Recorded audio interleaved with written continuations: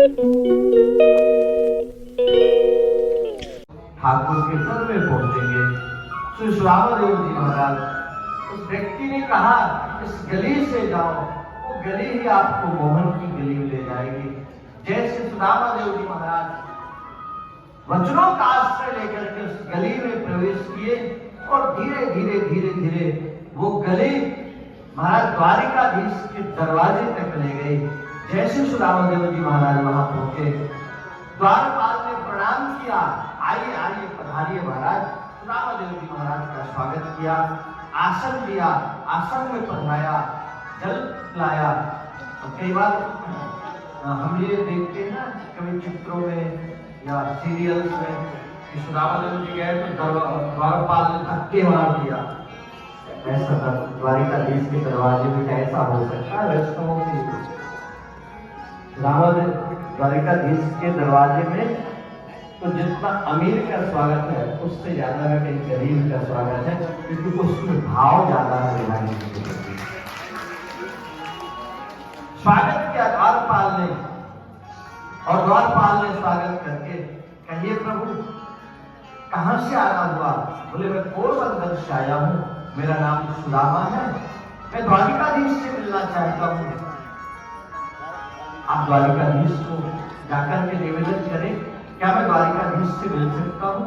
आप बताइए सुदामा, तुमको याद आएगा जब शांतिपुरी महाराज यहाँ गुरुकुल में विद्या अध्ययन करते थे, साथ पढ़ते थे, कन्हैया को याद भी होगा, मैं उसको पढ़ाता था।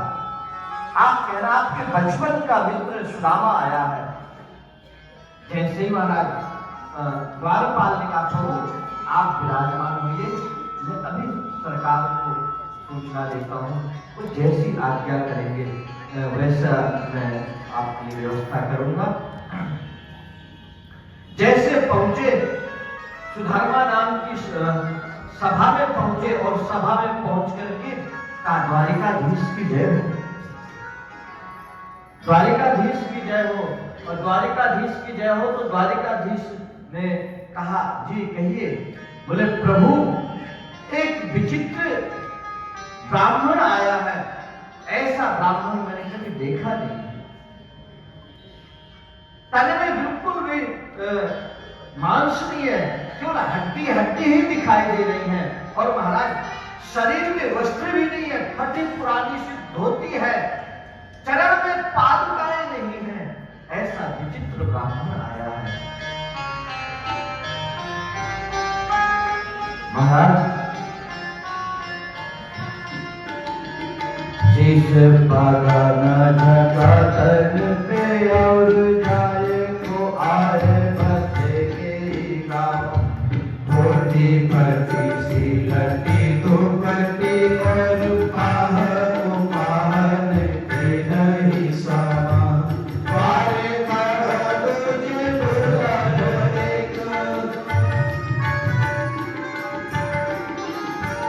वारे कर तुझे दुर्लभ एक, जय हो चक्र शोभ सुधा कबीरम, पूजत लीने दयाल को नाम, बतावत आपनो नाम सुदामा, बतावत आपनो नाम सुदामा, बतावत आपनो नाम सुदामा।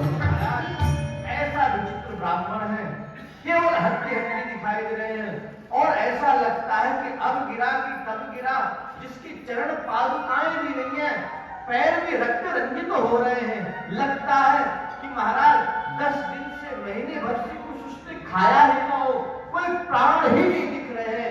ऐसा विचित्र ब्राह्मण सरकार मैंने कभी देखा नहीं है। आपके दरवाजे में दर पे तो मैं एक से एक योगियों को देखा, तपस्वियों को देखा, बड़े बड़े साधु सेठ साधुओं को देखा, गरीब से गरीब व्यक्ति को भी देखा, हर तरह का प्रभु देखा, दर्शन मैंने आपके दर पे, लेकिन द्वारिकाधीश ऐसा विचित्र ब्राह्मण कभी देखा नहीं मैं। और वो कह रहा पोरबंदर से आया हूँ, गुरुकुल में आपके साथ विद्याध्ययन किया है, आपको पाठ पढ़ाता था। जैसे ये कहा पाठ पढ़ाता था, ठाकुर जी चौंके, लगता है वो मेरा सुदामा है क्या? एकदम चौंके, खड़े हुए सिंहासन से और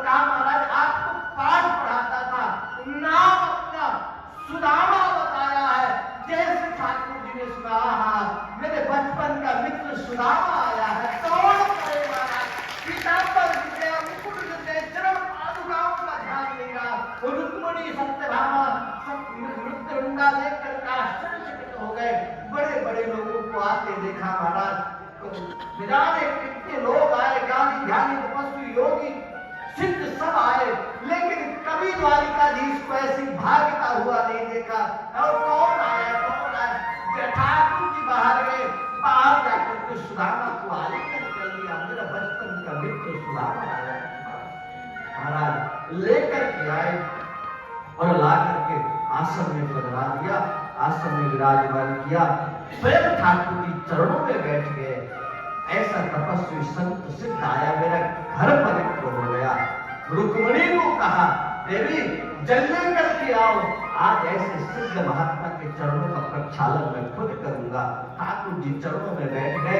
जैसे बाहर रुक्मिणी जाती है जल लेने के लिए, जब तक जल लाती ठाकुर जी ने अपने हाथों से ठाकुर सुदामा के चरणों को अपने हाथों में रखा, हथेली में रखा और हथेली में रख करके जैसे ठाकुर के हथेली में सुदामा के चरण रखे हैं, देखा सुदामा के चरणों में तो महाराज न जाने कांटे कंटक चुभे हुए हैं। ठाकुर की आंखों से अश्रु प्रवाहित होने लगे। ठाकुर ने पैर को सुदामा के तलवे के ऊपर किया, देखा न जाने कितने कंटक कांटे चुभे रक्त रंजित हो रहे हैं सुदामा के चरण। जैसे निकालने का प्रयास किया, नाखून से हाथों से निकल नहीं रहे थे उस समय, और निकल नहीं रहे थे। ठाकुर ने देखा कितना कष्ट सहन कर रहा है मेरे लिए, तब किसी सुई इत्यादि की प्रतीक्षा नहीं की, तो सुदामा के चरणों को उठाया और ठाकुर से प्रतीक्षा रहे भी नहीं जा रही, ठाकुर से रहा नहीं जा रहा। उसी समय ठाकुर ने सुदामा के चरण को उठाया और चरण को उठा करके अपने दांतों से सुदामा के चरणों को महाराज कंटक निकाल कर जब तक सुशीला जल लेकर के आती, तब तक तो श्री ठाकुर ने पानी परात को हाथ छुओ नहीं, नयन में के जल सो प्रभु होए। आंखों से अश्रु प्रवाहित हुए, सुदामा के चरणों का प्रक्षालन किया। वाह वाह वाह, कभी ऐसा अवसर भी आए, कभी घर में ऐसा महत्व आए कि मेरी द्वारिका पर तो आज वो दिन आ गया है। बैठा करके बातें की। फिर सायंकाल हुई, सायंकाल में रामादेव जी को भोजन कराया। रामादेव जी देखी बड़ी बड़ी अट्टालिकाएं, रक्त जड़ित सब आपको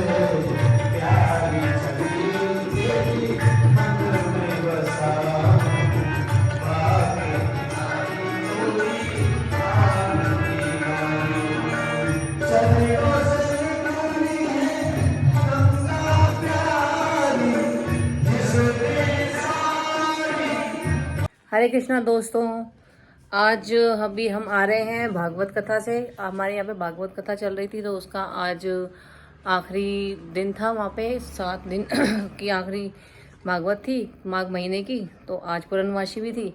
तो मैं और मेरी फ्रेंड अभी वहाँ से आ रहे हैं, प्रसाद वगैरह लेके, कथा सुन के, आरती करके बहुत ही आनंद आया। बीच में हम जा नहीं पाए क्योंकि घर पे मेरे को भी कुछ काम था, जिस वजह से बिल्कुल टाइम नहीं मिला। लेकिन आज हमने सोचा पूर्णमासी है और आज की कथा जो अंतिम कथा है, तो उसको सुनना भी बहुत ज़रूरी है। और माघ महीने का भी आखिरी दिन है, पूर्णमासी है, इसका पुण्य डबल हो जाता है। तो आज हम वहाँ होके आए हैं, तो अभी मैं वीडियो डालूंगी, तो आप भी सुनिएगा। बहुत ही अच्छा अध्याय है जो आज सुनाया कृष्ण जी और सुदामा जी का, ठाकुर जी का, उनकी दोस्ती के ऊपर और उनके प्यार के ऊपर, स्नेह के ऊपर। बहुत ही आनंद आया, आंखों में एकदम आंसू आ गए और बिल्कुल मन ऐसा हो गया कि सामने हमारे ऐसे लगा जैसे कि भगवान ही प्रकट हो गए हैं, द्वारकाधीश जी। तो प्लीज़ ब्लॉग को लाइक करिए, शेयर करिए, सब्सक्राइब करिए। ज़्यादा से ज़्यादा आपको मिलूंगी नेक्स्ट ब्लॉग में। ब्लॉग पसंद आए तो प्लीज़ सब्सक्राइब जरूर करिएगा। सभी को राधे राधे।